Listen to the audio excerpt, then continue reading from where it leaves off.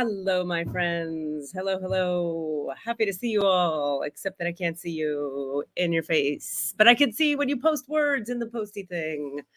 Good to see you guys. Hi, hi, hi. Let's see. I'll just say some particular hellos. I know Sonia's here, and Jane is here, and Daria's here, and Jill, friends with Yvonne and Rennie. Lovely to meet you, Jill. I've heard about you. Great to see you. Great to have you here. Hello.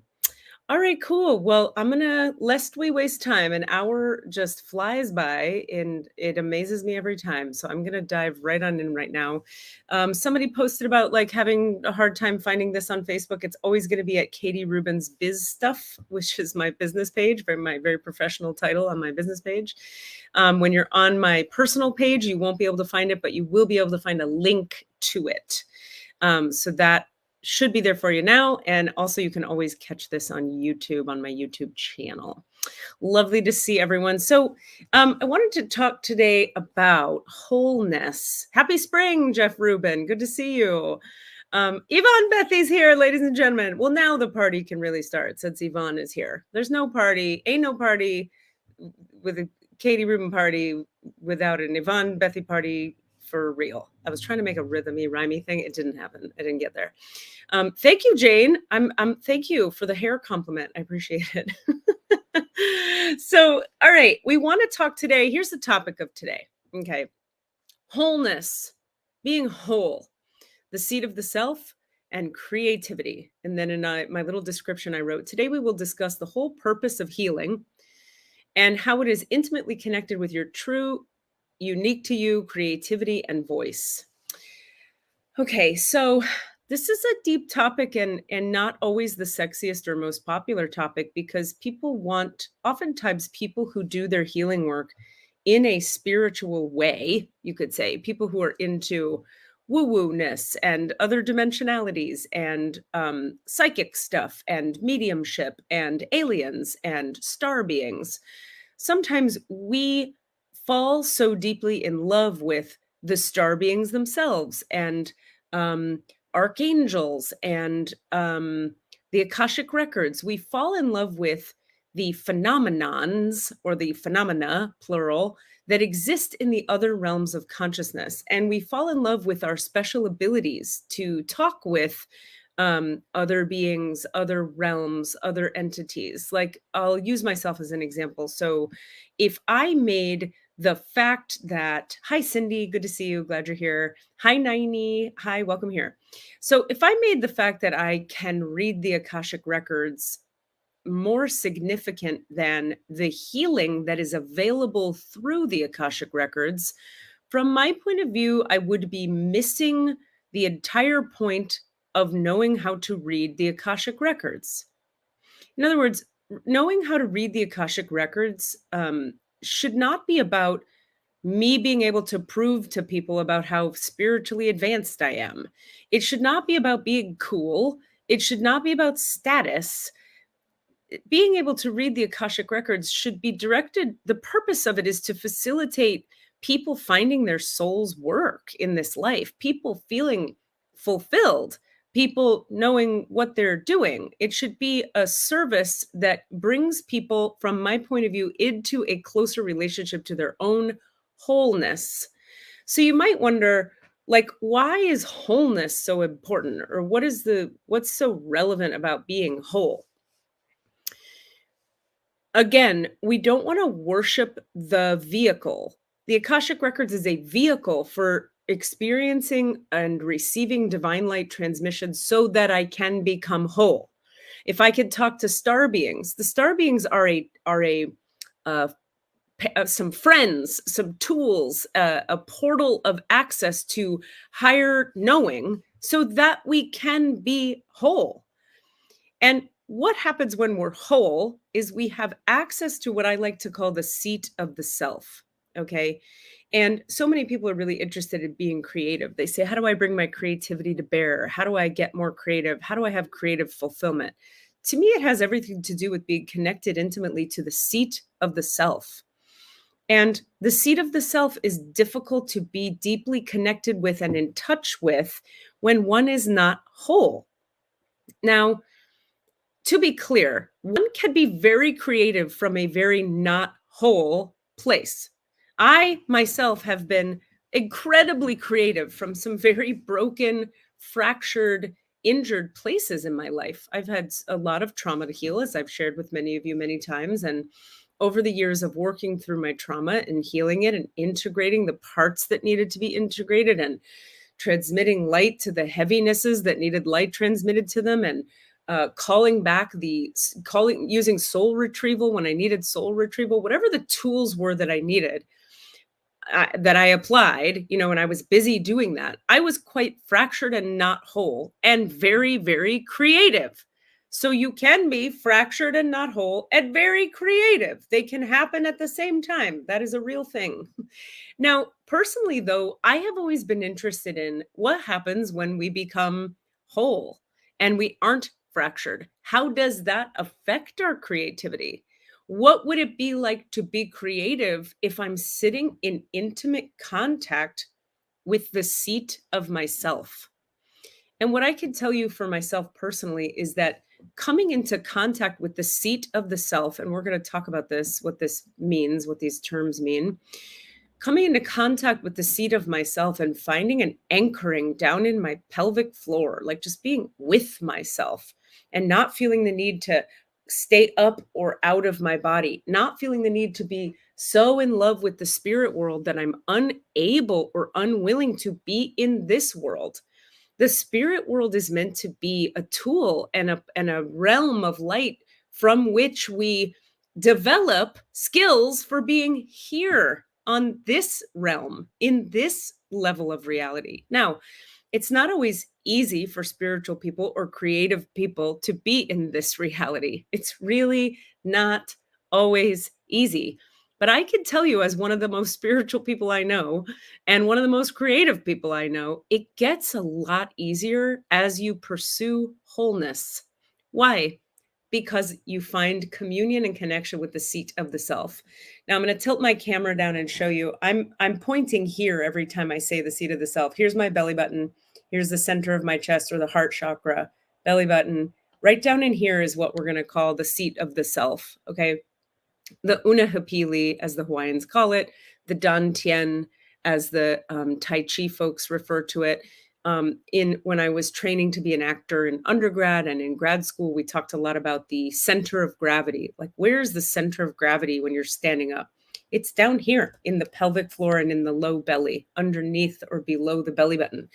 And across many, many traditions, I would venture to say all of them, when you start to really get present to the seat of the self and where it is, it's down there in the low belly. Now, that doesn't mean, we're not saying like listen to your gut and you don't listen to your heart. And we're not saying you never listen to your mind. We're not being black and white about this. We're talking about what it feels like in the body to really be rooted into and with one's self. When we've made contact with the self from a place that is no longer fractured, AKA from a place that is no longer splintered off and away from wholeness. Okay, when you are whole, because you're not coming from this part of you is traumatized, and this part of you is exiled, and this part of you is buried, and this part is hidden in your brainstem. When you work through all the clearing of all the parts of self that need clearing, healing, integration, and so on, eventually what happens is you get this really kind of empowered and peaceful sense of calm and connection to a quiet, centered, whole self. I can say personally that from this place, the things I want and need to create have changed from what they were when I was fragmented or fractured. Now, that doesn't mean that the creative endeavors you pursue when you're fragmented, injured, traumatized, fractured are bad and wrong, or less than, or less important for the world than the ones you create when you are whole and coming from the seat of the self. This is not about supremacy and hierarchy and one being good and one being bad. We're not talking about judgment here. We're talking about recognizing that things change when we become whole. what you want to create, how your creativity becomes expressed through the vehicle of your body, mind, organism is going to change as you become whole. And so that's all. It's not a better change. It's not a worse change. It's just change. Now, personally, I prefer wholeness to fragmentedness. I prefer wholeness personally to feeling fractured and traumatized and injured. Why? Because I prefer peace internally to not peace, chaos, anxiety, fear, depression, all of the stuff that we suffer from when we don't have wholeness and when we don't have deep, intimate connection with the seat of the self. So, when we get into Akashic Records work, talking with the star beings, channeling the Christ light, whatever, knowing the archangels, it's talking to angels, gosh, what other woo-woo things can I think of? Being a medium, being a psychic. We want to be careful that we don't begin to worship the vehicle above the vehicle's purpose. Spirituality is meant to be an energy field that we rely on and lean into and depend on as human beings in a human experience. It's meant to be something we use to fulfill ourselves, something we connect with that expands us, that brings us calm, that brings us clarity, that brings us purpose, that brings us direction. Having a spiritual connection should not be something that takes you away from this reality. It should be something that facilitates this reality being a more pleasant experience for you, a more integrated experience for you. If you could get to the place where your spirit is anchored into your body all the way down to the seat of the self, now you're gonna be whole. And not only are you going to be whole, now here's where it starts to get really cool. When the light of spirit can anchor all the way down into the root chakra of you, when it can come through the entire midline channel of your body, mind, organism, when you can activate the double helix DNA strand that is your spiritual essence and your soul's thumbprint, unique thumbprint in this reality, but all the way through you, not just into the crown, not just into the third eye, not just in your lovey heart, okay, but down through the belly, the dense 3-2-1 chakras, okay? That's when shit gets really interesting. That's when you're able to meditate on a question or pray on a question or feel into a desire or ask the universe for something and have things show up pretty instantaneously and pretty easily. It's when spirit is rooted down through the entirety of all of your open vortexes, all of your chakras, all of your energy centers. So by bringing the light all the way down and in, not only do we get wholeness and the peace that attends wholeness, not only do we gain access to the seat of the self, not only does our creativity change and do the things we desire to create and express and bring into reality change, but that's when you really start to have an integrated, grounded magic operating in your life.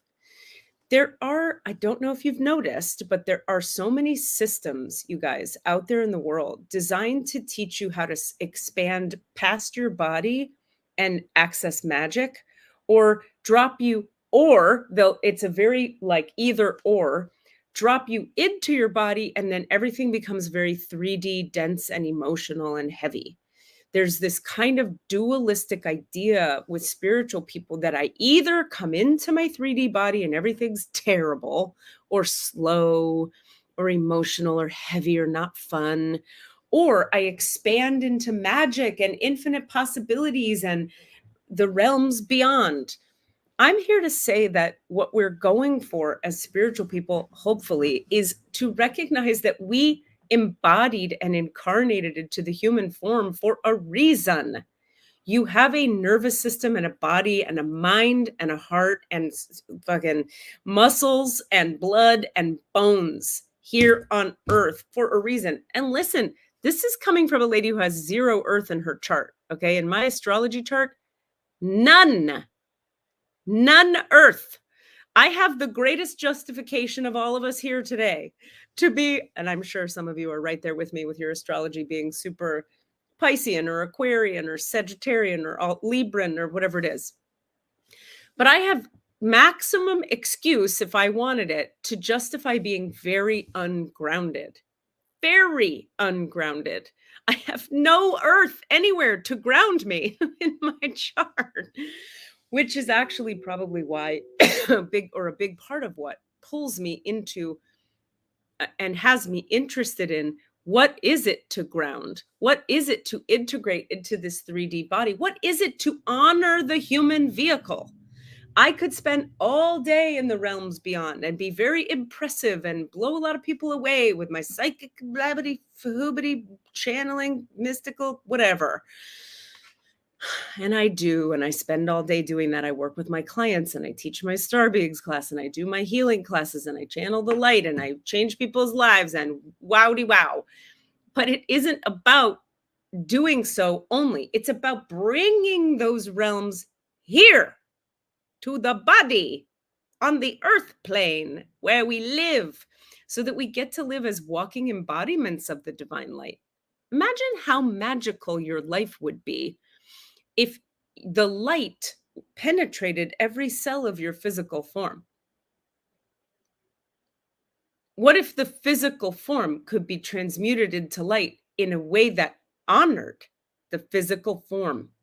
What if, even beyond that, your physical form, this vehicle, okay, of the body, mind, organism, this vehicle of soul, of spirit, of light, could be both paradoxically, okay, stay with me, both dense matter and pure light at the same time? What if every cell of your dense matter body could be awake, alive, with consciousness? Wouldn't it be more interesting to heal, make whole, and activate your 3D body and then see what happens? What magic is available to us then? I find it quite fascinating to live in an activated body, mind, organism 3D vehicle. It's pretty wild because no longer do I feel like I have to go to an altered state in order to achieve peace. No longer do I feel that I have to go to an altered state or a higher realm of consciousness in order to feel okay. Peace and okayness are here now in my body, mind, organism. So, how does one get to that? Well, it takes a lot of work. And spiritual people hate that fucking fact of reality too. We are untethered souls. We are space beings. We like things to just float through and we like to surrender and allow. But to get to where the full vehicle is an activated light vehicle, that requires a lot of work. Now, I know you guys are here. You're the type of people who do your work. You wouldn't be here if you weren't. But it begs repeating just how long it can take to get the body, mind, organism functioning from connection with the seat of the self. Now, the last thing I want to say about this, or maybe one of the last things before I take any questions you guys might have, is I want to talk about what it's like in the body, mind, organism when we move from fragmentation, trauma, injury into being unified with the seat of the self. What is it like? And I'll speak to what it's like by talking about what my personal creativity was like before and what it's like now. Because I think creativity is such a great place to talk about 3D human reality from. I used to unconsciously feel like, and was consciously aware that I was pursuing, I now realize, wholeness, aliveness, and fulfillment through my artistic expression. And I had a kind of desperate, compulsive need to be on stage. I've been a stage actor for a long time, and I still consider myself a performer of sorts. I do stand-up comedy, and I teach people public speaking skills, corporate people and other kinds of people. And I act in plays when I am so called to do so. And I'm auditioning for commercials these days out here on the East Coast. So there's performing and creativity is part of my life. Now, in my 20s and early 30s, however, that which was driving me to do those things, to pursue creative fulfillment, was my fractured injury. And I sort of thought on a certain level that I I had to do my creative work because it was the only place I felt whole. It was the only place where this system made any sense. And in a certain way, there are pieces of that that are still true. Like there is a way that whatever one's purpose is and whatever one's design is, when one is living into one's purpose and one's design, one feels correct. One feels fulfilled. One feels like, I'm finally where I'm supposed to be. You know, it's like if you, I don't know, are waiting tables, but hate waiting tables and want to be a skeet shooter. When you finally get to be a full-time skeet shooter, you feel like, I can take a breath. I'm where I belong. And that's true. If you're meant to skeet shoot, you better figure out how to shoot some skeet. But what I want to say is, even if you're meant to skeet shoot and you find a way to shoot skeet, try to say that 3 times fast, that doesn't mean you're going to feel whole, even if you skeet shoot 24 hours a day. See, I was pursuing creative fulfillment out of an unconscious belief that it would bring me peace and that it would bring me wholeness. And what I discovered was fulfillment, peace, and wholeness are different things. And this is the whole point of this conversation today. I felt quite fulfilled by many things, many creative projects I did before I found wholeness, but I did not feel peaceful and I did not feel whole. So what that did was it created a kind of a, what's this called? A rat wheel, the rat race wheel. What's the word I want when a rat is on a wheel? The rat in a cage.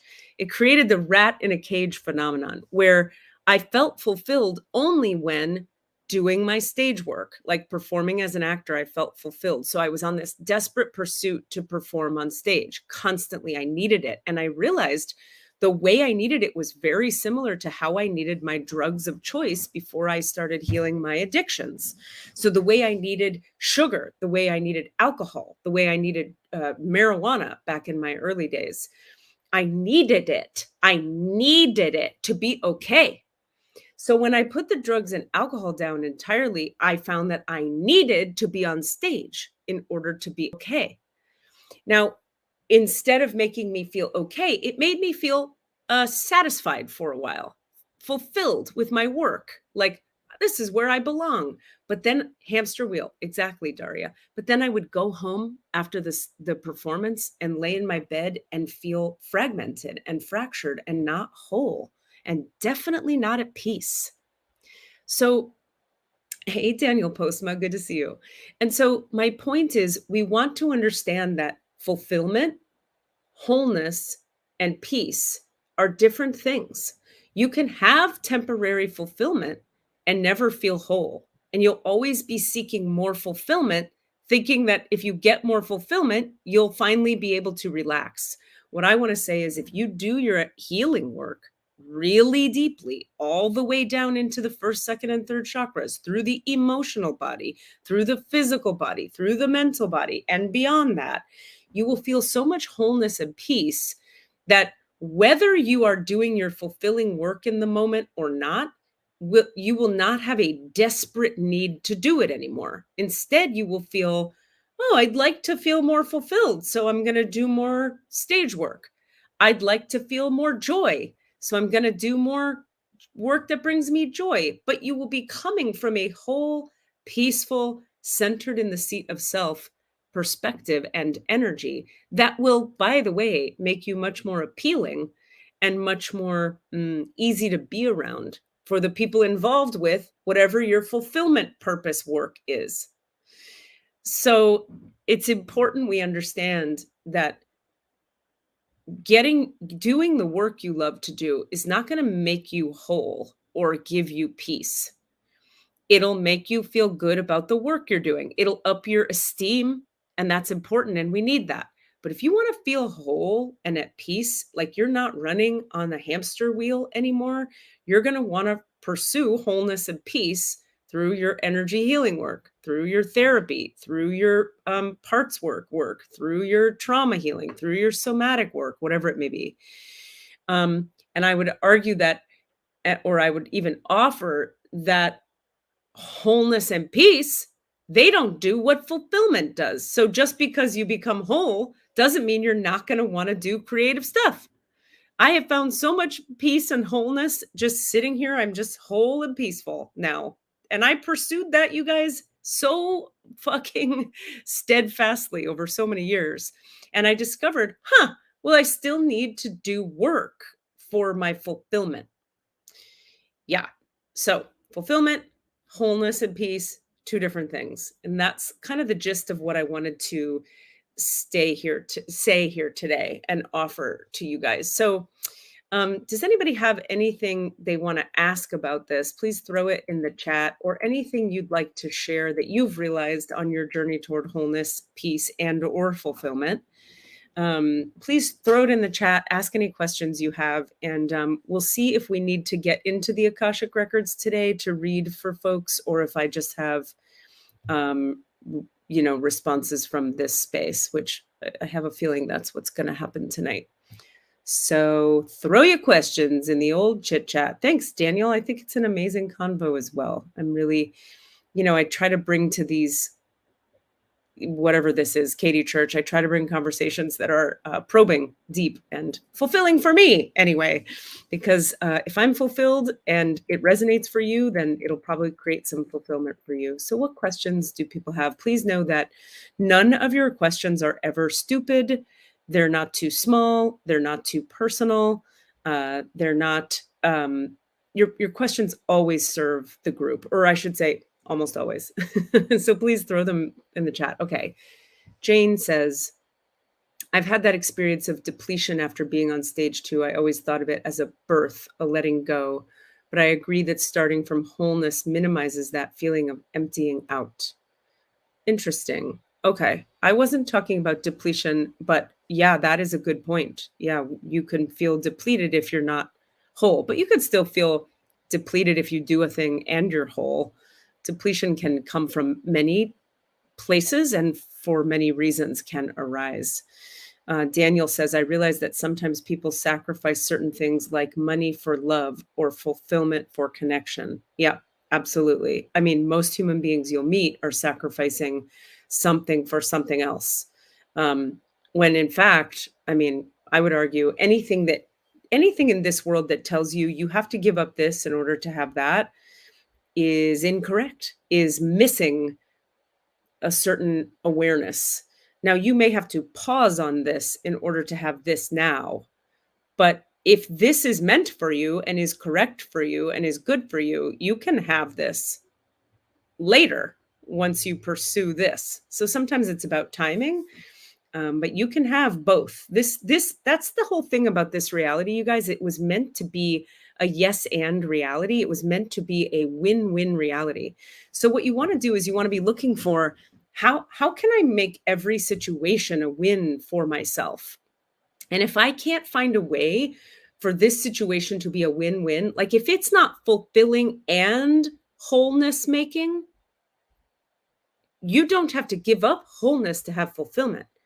And if you think you do, you're incorrect, and you're sacrificing one thing to have another, to Daniel's point. Let's see. Sonia Quintana asks, has there been a ceiling placed on the creativity of humanity? I get a no. Actually, definitely not. Absolutely not. No. But I could say this.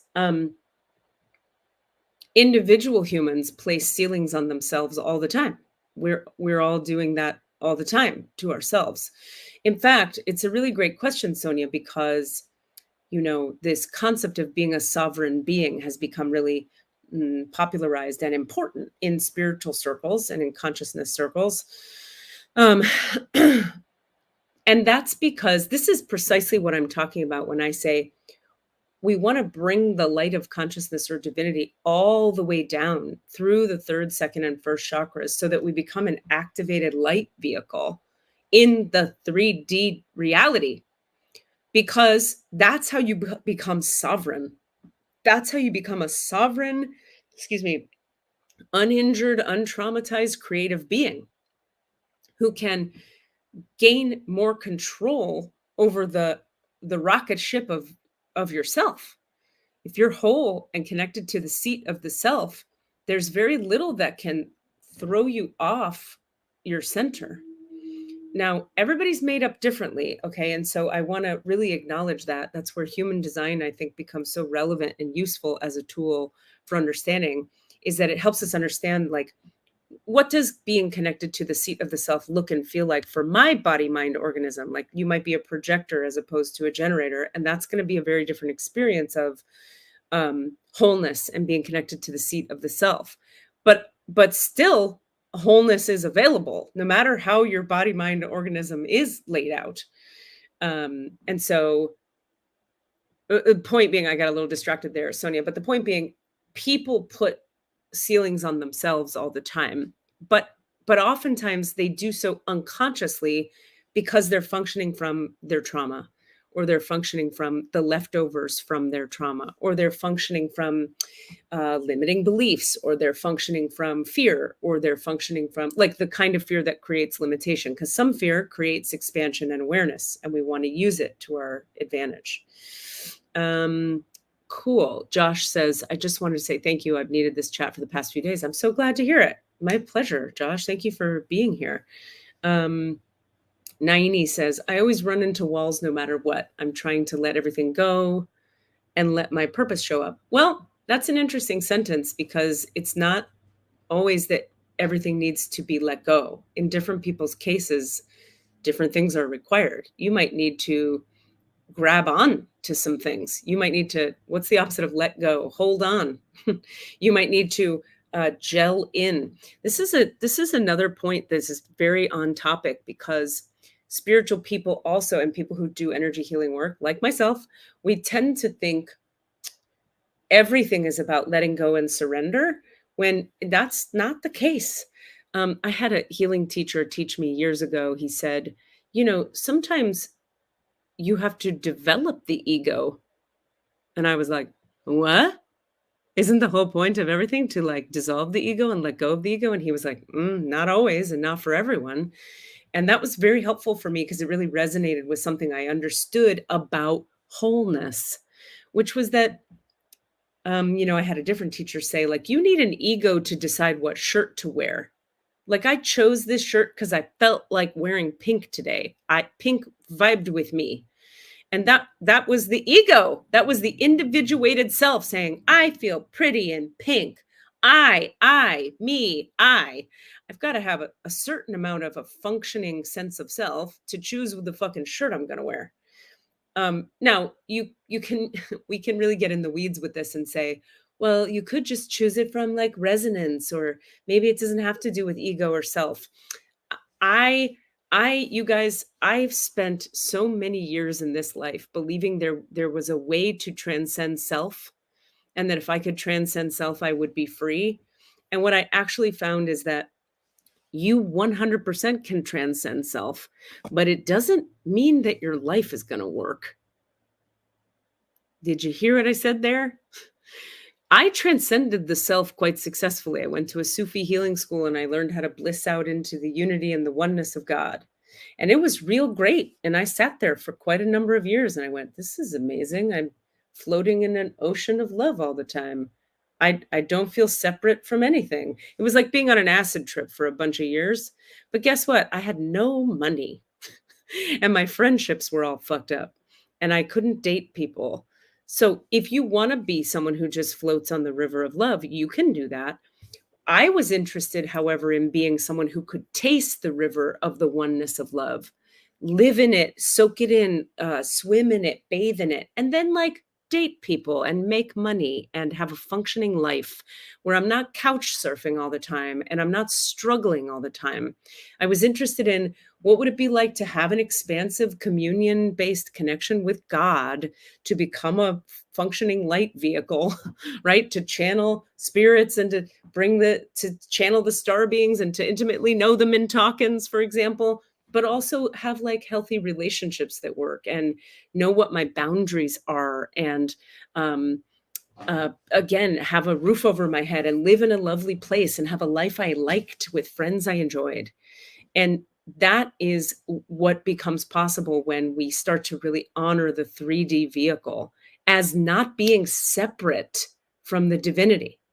Okay. Not being separate from divine light. It's supposed to be divine light as activated through your 3D vehicle. That's why you incarnated, is to learn about how to do that. Okay, I'm on a soapbox. So you may not need Naini to let go. You may need to grab on. I don't know. Your case is individual, and we would have to look at it individually to find out. Okay, Jill says, "Hi, I'm so glad it's resonating, Cindy. That's great. I lived for decades above outside my body. Your description was so beautiful. Thank you. I'm so glad. I have been healing and doing the work for years now, but I still struggle to access, live in my lower chakras 321. Do you have any guidance on how to fully access, anchor into them so that light can be brought in and healing can happen?" Absolutely. Jill Zachlad. What a fun last name you have, Jill. I'm just sitting with your energy a little bit.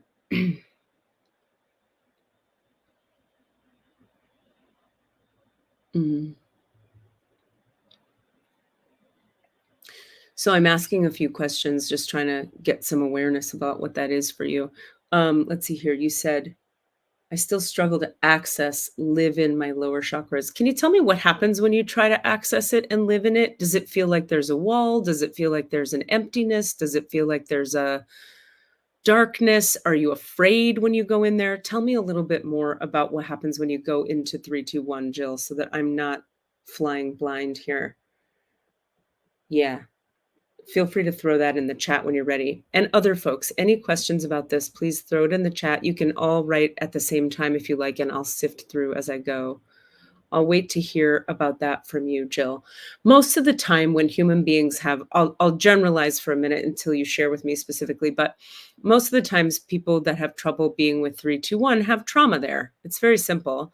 It's painful or dense or locked up or blocked because something happened in your past that created discomfort there. She says it feels cloudy, fluffy, ethereal. Yeah. Okay, good. Okay. So, okay. Cloudy and fluffy, I would say, suggests that there's some energy clearing that wants to happen. So you want to get with a healer who can get in there with you and clear out whatever is causing the cloudy fluffiness, which 9.9 times out of 10 is trauma. So you book a session and we clear the cloud and the fluff. Now, the ethereal piece is interesting, and it reads, Jill, like that's a place where we would need to do a little parts work combined with soul retrieval work. So let's talk. This is really relevant for a lot of people. I really want to talk about parts work and how important it is for spiritual people like yourselves. If you're here listening to me talk, chances are good you're pretty spiritual, right? And parts work is so important for spiritual people. And Jill says, yes, there was much trauma and I'm still uncovering some of it. I blocked from my consciousness. Yes, of course. So that's why people disconnect from 3, 2, and 1, because trauma lodges itself in the physical body, and the physical body is 3, 2, 1. Heart and above is the higher chakras. So they're easier and more comfy to connect with because they're connected to the higher realms. It's easy to go to love than it is to feel all that pain that's down in the belly. So you've got to do your trauma work, and you got to get with a healer who's really good at doing trauma work. That's the bottom line, Jill. Now, with you, I get that there's a couple pieces, and this is often how trauma works. We get what's called complex PTSD or complex trauma, where some things need to be cleared. And this goes back to Naini's comment and my response to it. Sometimes things need to be cleared, like the cloudiness and the fogginess, but sometimes things need to be Squeezel has something to say. Squeeze, can I help you? There's probably human beings outside. There can be no human beings outside, you guys, because then they might attack us. Sometimes things need to be cleared, and sometimes pieces of self, Jill, need to be brought back. Because when trauma is bad enough, parts of ourself vacate the premises. They leave the body entirely. And so I get that with you, that's what's required. You need to do some clearing and some returning. Now, this brings me to parts work. We're going to talk a little bit about that in a second. So thank you for your question, Jill. Let me see what people say here in the chat. Cindy says, how do always know the traumas? I'm not sure I know what that means, hun. Maybe you could reframe that. Daria, how did move to place to create money with your special gifts? How did move to place to create money with your special? You mean how did I move to the place where I could create money with my special gifts? I think that's what you're asking. But if you could clarify that, Daria, because I don't want to answer the wrong question, that would be great. Tina says, Tina, did you move? Daria says. Okay, so her question is, how did you move to a place to create money with your special gifts? Okay, well, the answer to that is the same thing we're talking about here is, oh gosh, there's so much to say on that. One, you've got to be good at what you do. So I got really good at what I do. I went to 3 healing schools and now I'm a master of this stuff. I fucking studied it and went deep into the field, That's number 1. Number 2 is I had to build my esteem over time. I had to practice a lot and do sessions with people and teach classes and do stage work as an actor and do public speaking gigs. I had to do a lot of them to develop a faith in my ability to do them. So initially, when you're doing things, you're doing them to develop the esteem to know that you can do them. So sometimes you have to feel incredibly uncomfortable for a while, Daria. And because you're talking about making money doing them. So there's a lot to say on that topic, but a lot of it is building the esteem to believe what you do is worth what you charge. So like a lot of people think I'm way too expensive, and I understand, but they don't know what it's like to be in my nervous system and do what I do. What I do is very profound and very intense and works very quickly. And it takes a lot out of me. So I can't charge $60 or $120 an hour to do what I do. It's really real and really fast and really intense. So part of the answer to the question, Daria, is I got good at honoring myself. I got good at acknowledging how I feel. I got honest about what it takes from me to do the work I do. So I got honest and vulnerable and said, well, if it's going to take this much from me, I'm going to have to charge this much to make it worth it. And those are some of the cold, hard facts you have to look at with yourself. You have to get real with yourself. Like, is this worth doing at this price? So I had to get good at my skills. I had to honor myself. I had to come to value my nervous system and understand that, like, if I'm going to do this work, you're going to pay me for it because it's really intense.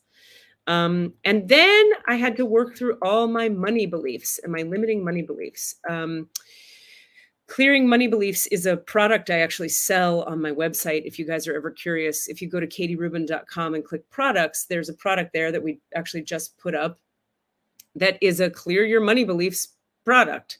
So that's one way to do it. You can use my product and do it. But basically, you're going to have to get clear about what are your limiting beliefs around money and what are your limiting judgments and beliefs of yourself and your worth and your value. And you're going to have to break those down, probably in a class or with a teacher or with a healer, and really work through them one at a time, piece by piece.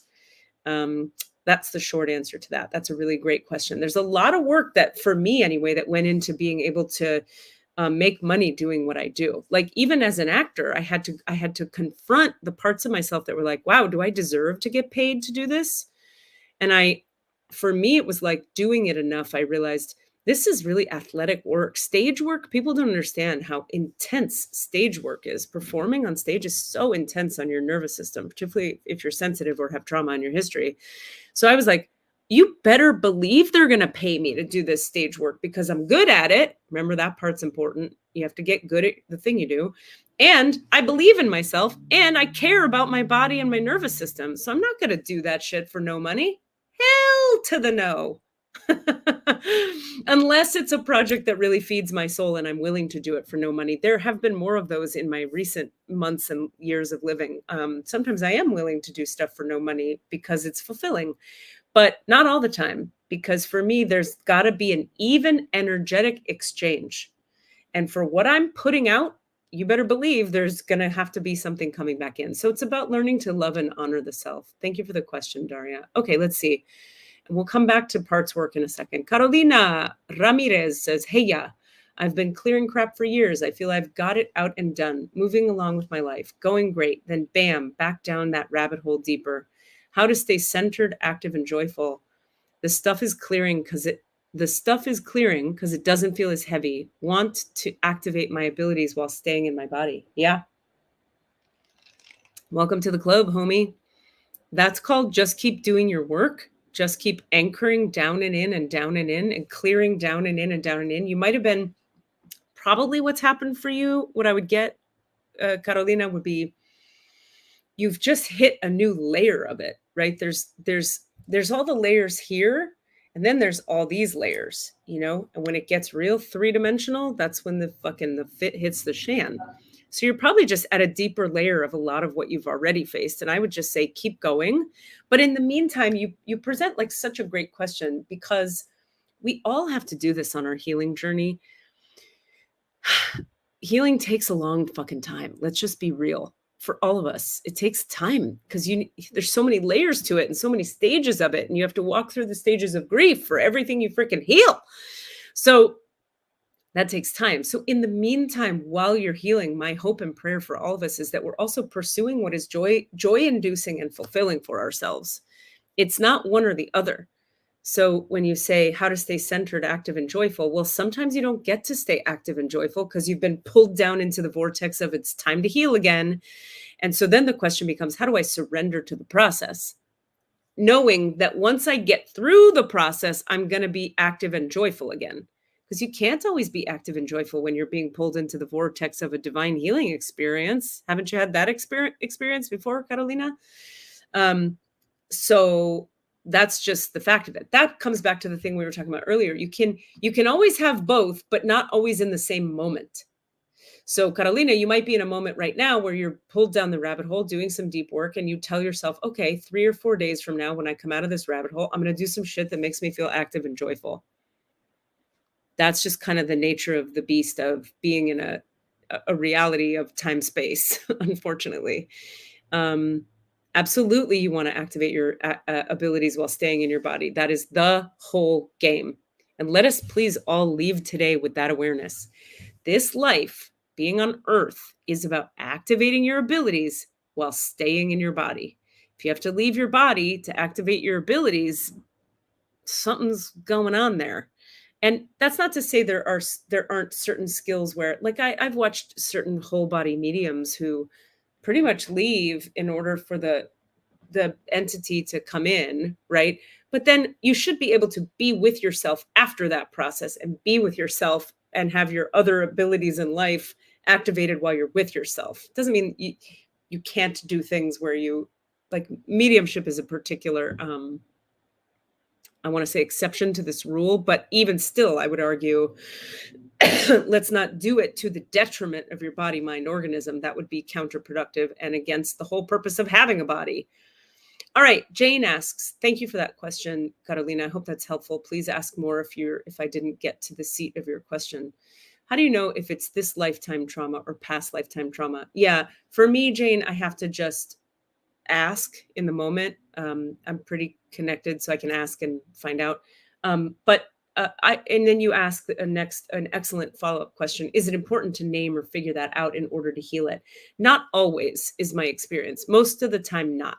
In other words, if you're working with a healer, for example, or a therapist or whatever it is, and you're doing the work and facing the stuck energy that you're facing, if that energy moves and changes and you feel more integrated and whole, it doesn't matter if it came from a past life or not. It's still with you. What matters is, can you move it, heal it, change it? So if you find that, for example, you're doing all the therapy work and the meditation work and it's not changing and not healing, that suggests that you might need a different modality, or you might need, in that particular case, to understand that it's a past life thing and use a past life clearing technique to get at it, but not necessarily. So there are many times I work with clients where we just clear an energy and we don't even know where it came from, or was it this lifetime, was it another, doesn't matter. But the record keepers or my awareness or guidance will tell us, in this case, they need to understand it. Because certain pieces of trauma, and this is where we come back to parts work, you have to integrate that trauma in a really conscious way in order to fully heal it. And that's the case where you need to know what happened. And that is usually something that happened in this lifetime. With regard to past lives, I find that 9.9 times out of 10, you do not need to know the whole story of what the fucking past life was. You just need to clear the energy so that it's not holding you back in this life. People like to get really kind of attached to the narrative of what happened in the past life and who was I in a past life and who was I married to in a past life. And sometimes it's helpful and useful because it can answer certain questions for you and lock into place certain awarenesses that then allow you to let go and move on. But if it's just a narrative you're attaching to feel special or to feel cool or because it's interesting to your mind, I would suggest that that's maybe not the most helpful thing. What's helpful is that you not be limited by the past life injury in this life. Okay, I hope that made sense, Jane. Let me know if you have other questions about that. Cindy says, is that how most traumas are? They are in layers, so we have to heal them that way. Absolutely, Cindy. Absolutely. Yes, yes, yes. Trauma clears in layers. Yes, yes, yes. That's why it takes a long time. And that's why they say you're always healing on a spiral. So people sometimes get downhearted or disheartened when they're like, I thought I worked through all my stuff about my mom, right? And then you're back at some shit about your mom. Well, it's not that you haven't worked through shit about your mom. It's that you're at another layer. Think of it as a spiral upward toward the light. So you're going to hit back to, like, maybe the back of the spiral is the mom portion of the spiral right here, right? So now you're up on a higher portion of the spiral because you've done some work, but there's that mom piece. And then you go up some more, and then there's that mom piece. So think of it that way. Absolutely, it's layers. Okay, good, Carolina. I'm glad that's helpful. Josh says, currently separating from a 7-year relationship. I feel like this is tailored right for me. I'm so glad. Hitting so many points. I'm so glad to hear that, Josh. Thank you for sharing that. Doc Bill says, I use kinesiology to ask and test about many issues. What is your experience with it? Yeah, okay. This is a good one. My experience with kinesiology, and Daniel says, 90% of my life experiences have some practical connection to my mom. Absolutely. That sounds right. My pleasure, Jane. I'm glad it's helpful.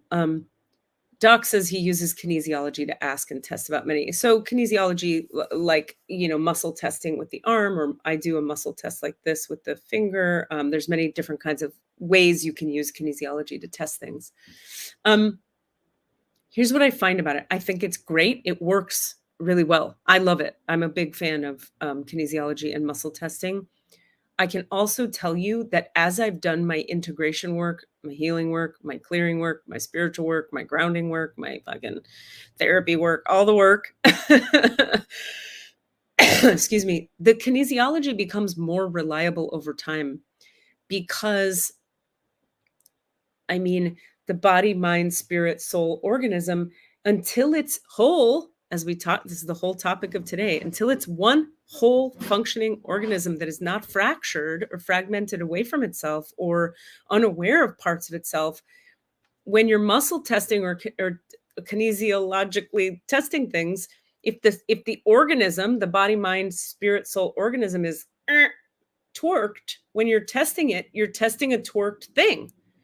And sometimes I find that different practitioners can really access, you could say, like the essence of truth through kinesiology, no matter how fragmented the client might be or how fragmented the doctor or facilitator might be. But some people can't because of the fragmentation and the trauma and the healing that needs to take place. I can say for myself that like I started to say a moment ago, over these years, I trust my muscle testing so much more now because, how do I say, I can feel the way that the yeses I get are integrated across all the layers of consciousness. So I can feel my soul and my conscious being saying yes along with my body and my heart and my belly and my first chakra and the earth. They all say yes now when I do the muscle testing. Whereas in early days, it would be like, yes, but my body doesn't agree, but my being knows it. Or my being doesn't agree, but my body knows it. And there were these splits, right?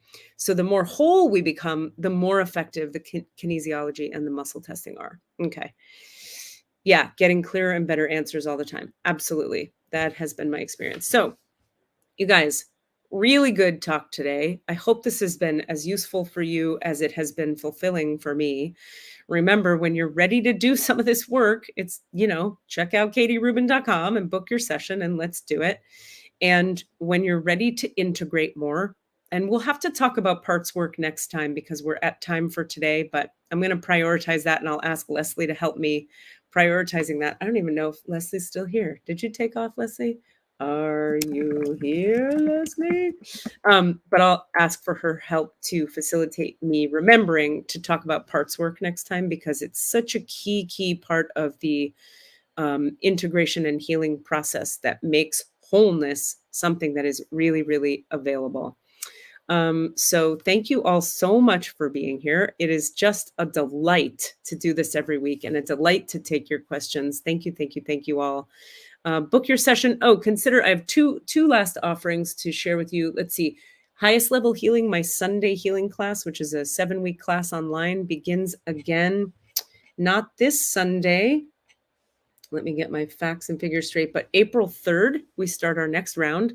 The topic and focus of that 7 weeks is clearing your resistance. So everywhere you have resistance, we talked on here about resistance. So come do some resistance clearing for 7 weeks and get all kinds of light and activated and ready and unresistant to all your stuff. It's Highest Level Healing class on Sundays. I love you guys too. Thank you all. And then I'm teaching a class through OMA, the incredible experience, the incredible organization called OMA in Pittsburgh, which is an activating your light body class. This is for spiritual seekers to heal the double helix double DNA strand that is your soul fingerprint to help you activate your soul purpose in this life. And we start that in April as well on Monday nights. We start on April 4th. And if you're curious about any of that, you can email me. I'm putting my email in the chat at klrubin@gmail.com. Just send me a quick email and say you're interested in the Activating Your Light Body class through OMA on Monday nights, or you're interested in Highest Level Healing on Sundays. You can also go to katierubin.com for information about both of those. And actually, I'm going to throw this in the chat. Since the OMA class is 5 weeks long and it is a very affordable class, I think it's $175 for the 5 weeks. I want to give you guys the link to it because it's just such an affordable way to get a lot of energy healing done. If you can't afford a private session, I would say pay for this 5-week class and get your healing done that way. Thank you, Sarah Stokes. I love you. It's my pleasure, Cindy. Thank you so much. So I just threw into the chat here the omapittsburgh.org/event, etc. It's called Waking the Sleepers, that class. Really great class if you're looking to heal trauma, activate your light body, and wake up to your conscious potential. That's a great one. That's for the star beings of the group. And Highest Level Healing, Sunday nights, that starts April 3rd. All right. I love you guys so much. Have a really great night. Take care.